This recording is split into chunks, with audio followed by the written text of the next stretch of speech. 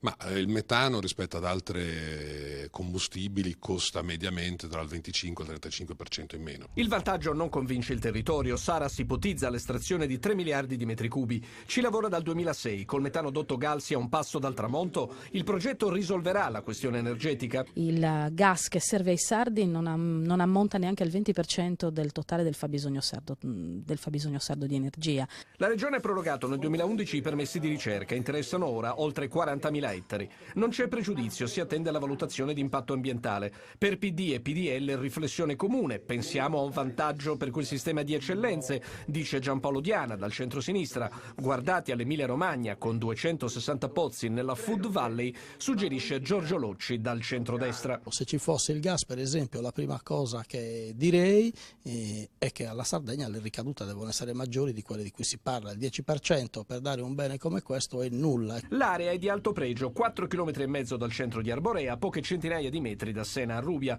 La provincia di Oristano, con l'assessore all'ambiente Emanuele Cera, ricorda il resto: 35.000 capi bovini, 500.000 litri di latte al giorno. L'impatto sul territorio sarà assolutamente minimale, permetterà comunque, non è assolutamente in contrasto con l'agricoltura o con qualunque altra attività naturalmente. Il progetto è assolutamente sicuro e noi ovviamente assicureremo che venga fatto secondo i migliori e più stringenti standard internazionali. Ma per quale futuro, si chiede il comitato del no con Paolo Piras? Arborea è un sistema, un marchio. E allora ragioniamo, dice Stefano Tunis, direttore dell'Agenzia del Lavoro. Meno linguaggio ingegneristico da Saras, meno emotivo dal comitato. Questi signori della Saras hanno intenzione, di farci vivere una seconda stagione di scelte industriali. Considerato dove hanno portato le prime, forse è il caso di riflettere se ripetere l'errore. Ma Saras assicura, il vantaggio è per tutti e tutti sono coinvolti, non solo i comuni ma anche 800 proprietari di terreni per 350 km di trivellazioni.